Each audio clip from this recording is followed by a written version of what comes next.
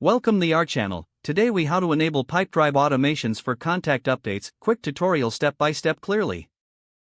Open your Pipedrive account and log in. Navigate to the Automations section in the main menu. Click on the Create Automation button to start a new workflow. Select the trigger for your automation. Choose Contact Updated from the list of triggers. Define the conditions for your trigger if necessary.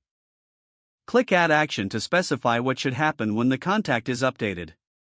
Select the action you want to apply, such as sending an email or updating a field. Configure the action settings as required for your needs. Click Save to confirm the automation setup. Review your automation to ensure all details are correct. Test the automation by updating a contact to check if the action executes properly. If everything works as planned, your automation is ready to go. Activate the automation by toggling the switch at the top of the page. Monitor your automations regularly to ensure they perform as expected. If the page does not load, refresh the browser or try again in a private or incognito window. Make sure you are using the correct email address, then retype it carefully to avoid small typos. If your password is not accepted, use the reset option and create a new strong password you can remember. Check your spam folder for verification or security emails, then complete any requested confirmation steps. Enable two-factor authentication if available to improve account security and reduce unauthorized access risk. After signing in, review your profile details so your contact information and settings are accurate and current.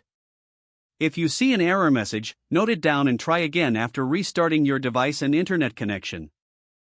Log out when you finish, especially on shared devices, to keep your account and payment information secure. If the page does not load, refresh the browser or try again in a private or incognito window.